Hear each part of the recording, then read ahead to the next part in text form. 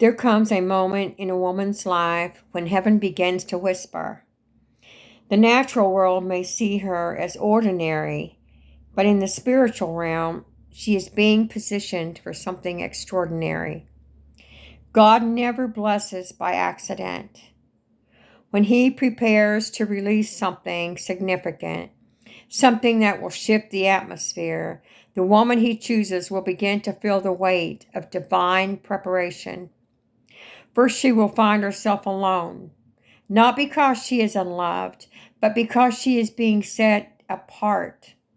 Isolation is not rejection, it is refinement.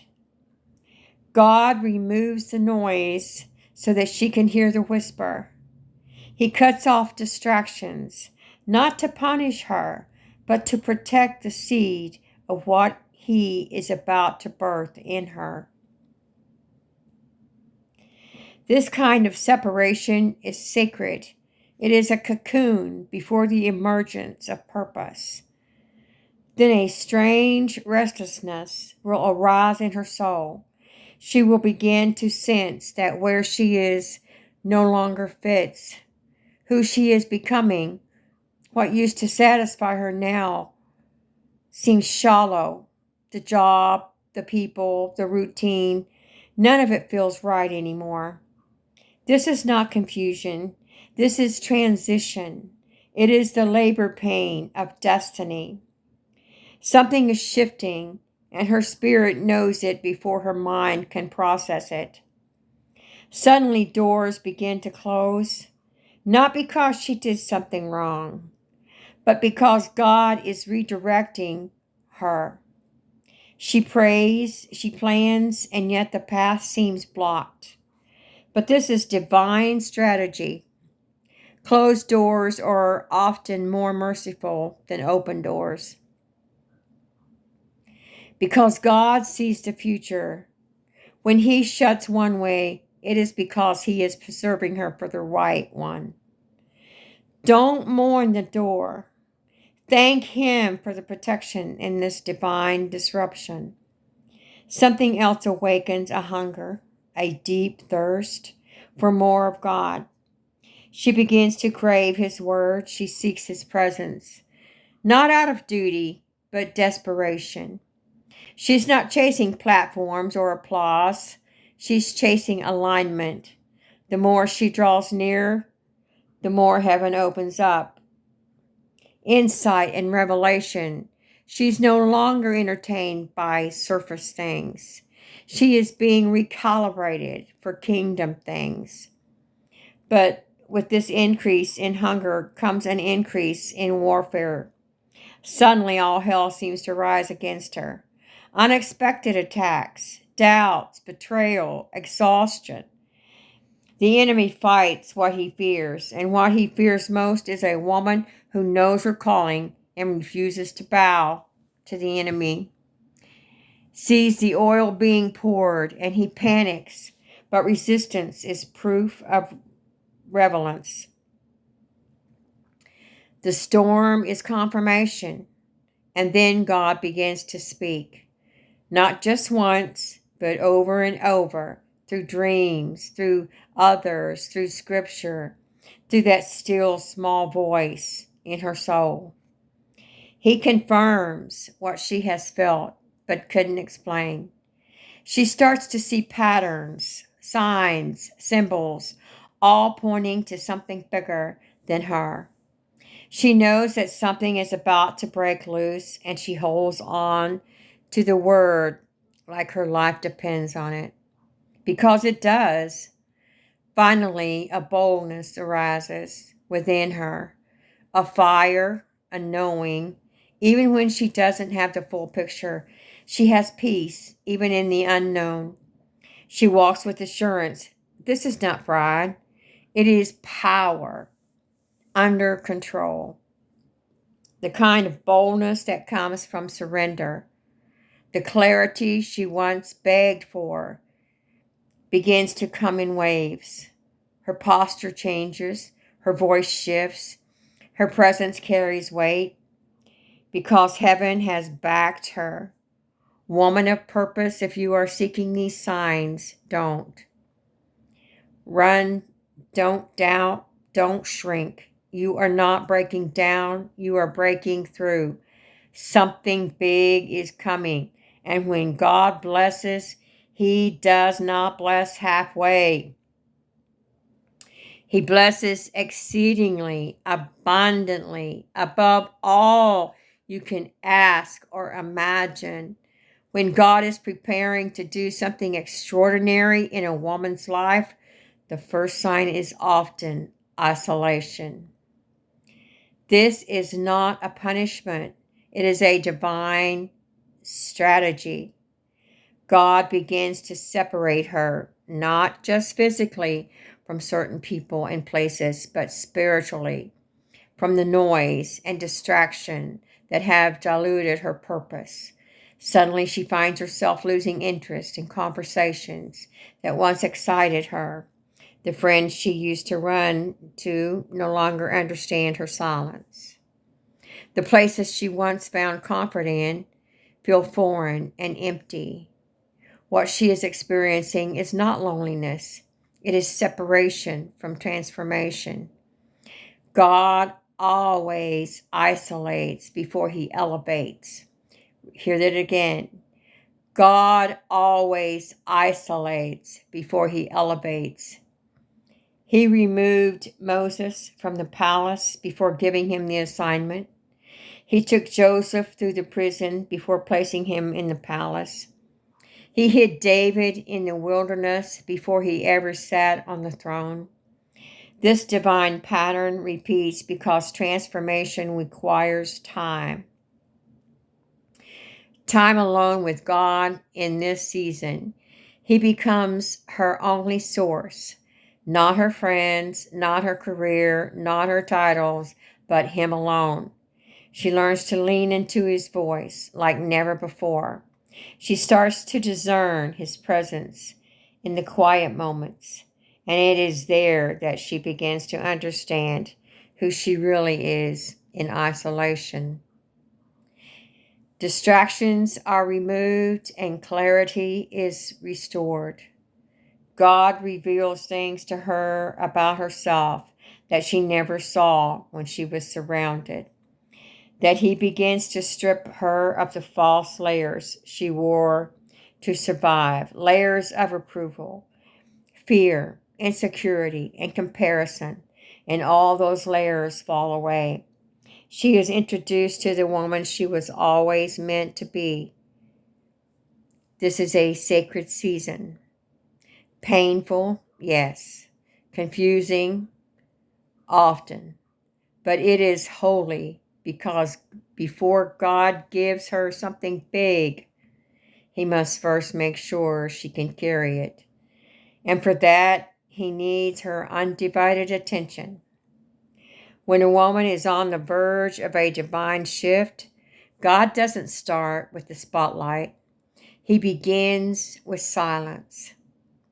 He calls her away quietly, gently, but intentionally. People start to drift, conversations dry up, invitations stop coming, and though she may try to hold on, she feels something pushing her into solitude. It's not abandonment, it's alignment. God removes her from the crowd because what He's about to deposit in her cannot be exposed to the noise. The deeper the calling, the greater the isolation. He's not trying to hurt her. He's trying to protect what He's planting within her. In this season, she begins to feel misunderstood. Even those closest to her can't seem to connect the way they used to. It's like she's speaking a language no one else understands. That's because God is downloading a new language of purpose, identity, and calling into her spirit. Her appetite shifts, so she's no longer satisfied with surface level relationships or empty conversations. Her soul is craving something deeper, something eternal. And though she may feel like she's losing everything, what she's really gaining is herself. This is the wilderness that produces wisdom, the secret place where heaven begins to reintroduce her to herself.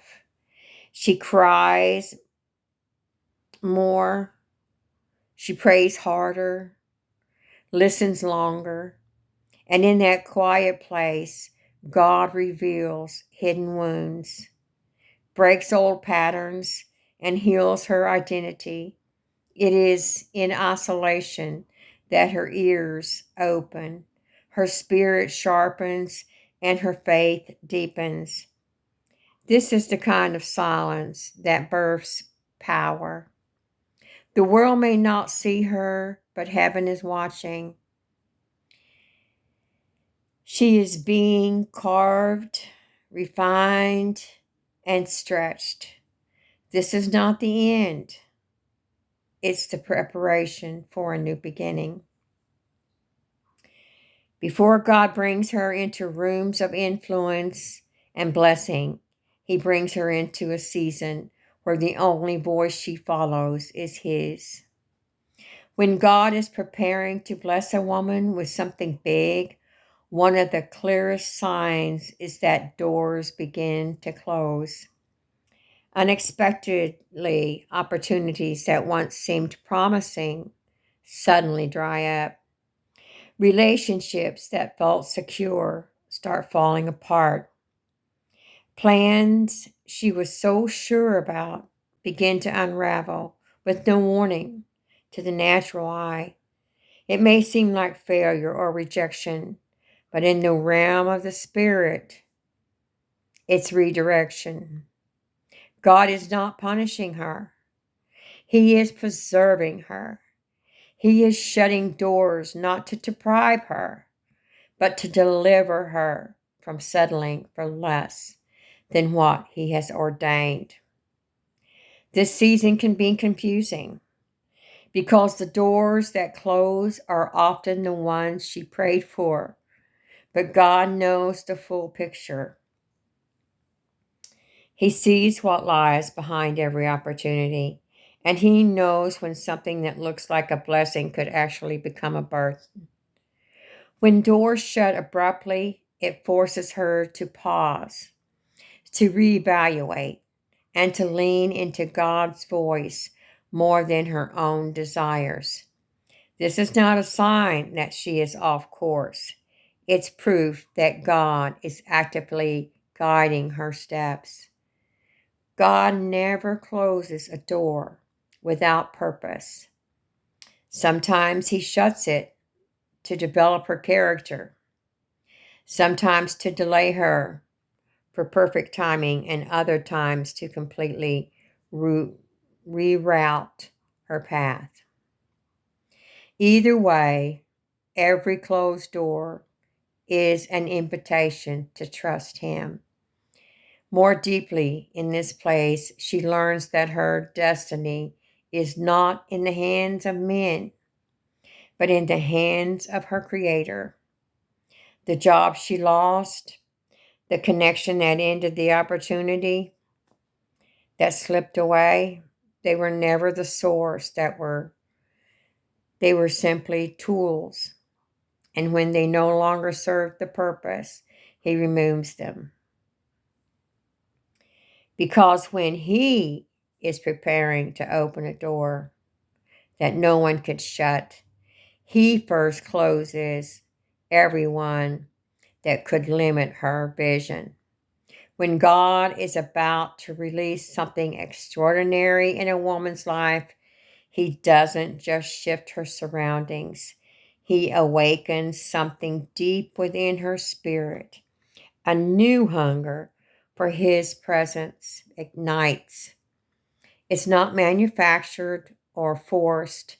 It rises up suddenly, consuming her in a way that even she cannot explain. The things that used to entertain her no longer satisfy. The conversations that once held her attention now feel empty. There's a divine pull, strong, undeniable, drawing her into the secret place. She craves stillness, longs for worship, and finds herself searching the scriptures, not out of obligation, but desperation. This hunger is not ordinary, it is divine. And it is the Spirit of God stirring her to come closer, to go deeper, to walk beyond the veil. And the more she responds, the more He reveals. In this season, she begins to discern the difference between religion and relationship. She no longer chases routine, she chases encounter.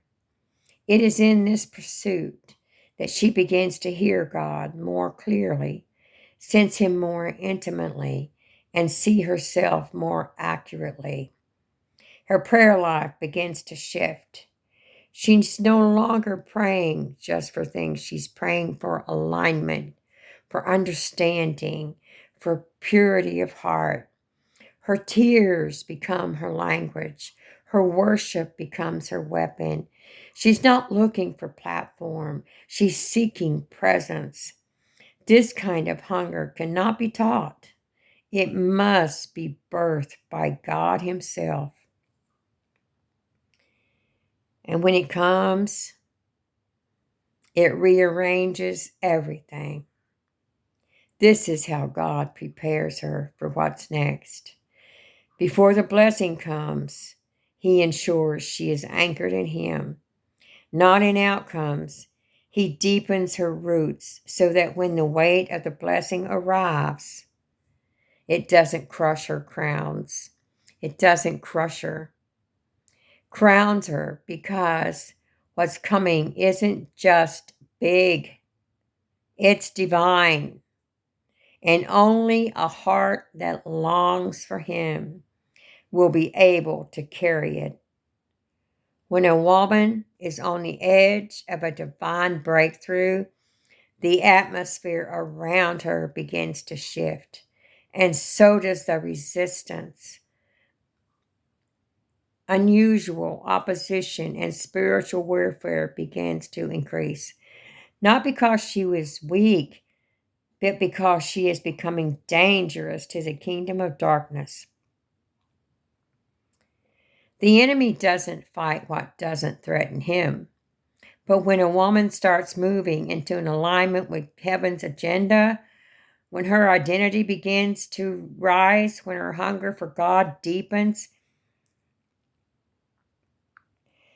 and her distractions are stripped away, hell takes notice and it responds with warfare designed to distract, discourage, and disrail her. Attacks come from unexpected places. People she trusted began to turn. Emotions become unpredictable. Thoughts she thought she had conquered resurface with intensity. Her sleep is disturbed. Her peace feels attacked. Her progress feels slowed. But none of this is random. It's strategic. It is the enemy sensing that something powerful is about to be birthed through her life.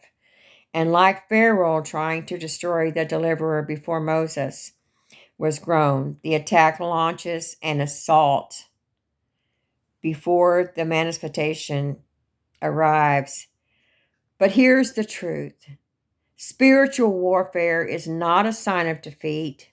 It is often the greatest confirmation that she is exactly where she needs to be. The pressure is proof of purpose. The intensity is a sign of the impact she's about to make. And though the battle may rage around her, she is not fighting alone. Heaven has already gone before her. The angels have been assigned. The Spirit of God within her is greater than anything that comes against her. This warfare is not to destroy her. It is to develop her. It is strengthening her. It's strengthening her discernment, sharpening her prayer life, anchoring her faith, and preparing her for the weight of the glory she's about to carry. What the enemy meant for harm, God is using for promotion, because a woman who overcomes the fire cannot be stopped. When she steps into the promise, when God is preparing to release something significant in a woman's life, He doesn't leave her without guidance. He begins to send prophetic confirmations, not just once, but repeatedly through unexpected people, through sermons, through dreams, through scriptures that seem to leap off the page. God begins to echo His intentions until her spirit can no longer deny it. These confirmations are not coincidences. They are divine signals. It is God's way of saying, I'm speaking and I want you to pay attention. She might be in a season of uncertainty, questioning the direction of her life, unsure of what she feels in her heart is truly from God. Then suddenly someone speaks a word that mirrors her private prayers. A message finds her in the exact moment she needs. It's a dream that aligns with the vision she's been hiding inside. This repetition is not random. It is intentional. God knows that when the weight of destiny is heavy, the mind can be clouded by fear. And so He speaks over and over to bring clarity and courage. Each confirmation becomes a thread in the tapestry of her faith. The more she hears it, the more her confidence grows. She begins to recognize the voice behind the voice. It's not the person speaking, it's God using vessels to remind her that she's not making this up. He's revealing pieces of the picture before He unveils the full masterpiece. And with each word, each sign, each prompting, her spirit begins to align more boldly with His will. These prophetic confirmations are not to be idealized, but they are to be acknowledged. They are breadcrumbs leading her into deeper obedience. God doesn't confirm what doesn't carry purpose. So when the signs keep showing up, when the word keeps being repeated, when the message won't leave her alone, she must know that heaven is announcing her next chapter. Before it begins, when God is about to bless a woman with something big, there comes a moment when everything within her begins to align with heaven's intention. And suddenly, an unshakable boldness and clarity emerges. It doesn't come from external validation. It doesn't come from perfect circumstances. It rises from a place deep within her spirit, where fear has been replaced by revelation. She may still be walking through uncertainty, but something inside her is certain. She doesn't have all the answers, but she has the assurance. And that assurance gives birth to a quiet strength that cannot be shaken. This boldness is not arrogance, it is authority. It is the result of submission, surrender, and silence before God. It is what happens when a woman has wrestled in prayer, wept in worship, and warred in the spirit, and come out on the other side with vision. She starts to speak differently, walk differently, and make decisions with conviction. She no longer second guesses her worth or her calling. The opinions of others lose their power because she has heard the voice of her Father, and that voice has settled her. With this clarity comes focus. Distractions lose their grip. She stops chasing what isn't aligned. She stops explaining herself to people who are never assigned to understand her. She begins to build, create, move, and act because she finally sees what God has been showing her all along. She no longer waits for perfect conditions. She steps out in faith because she knows the ground beneath her feet is the moment where heaven's preparation meets her obedience. Her courage isn't loud, but it's unmovable. Her decisions are no longer based on fear, but on purpose. And once a woman reaches this place, no storm, no critic, no delay can stop what God is about to release through her life. So when a woman begins to see these signs, divine isolation, closed doors, a burning hunger for God's presence, increased warfare, prophetic confirmations, unusual boldness, and unshakable clarity, she must understand heaven is announcing her next season. These are not coincidences. They are divine markers that she is being positioned for something far greater than she imagined. God is not just preparing a blessing for her. He is preparing her for the blessing. And when He blesses, He does not bless halfway. He blesses in full, pressed down, shaking together, running over. This is the time to stay focused. This is the time to protect her spirit, guard her mind, and walk closely with the one who called her. Because what's coming will require her to carry influence,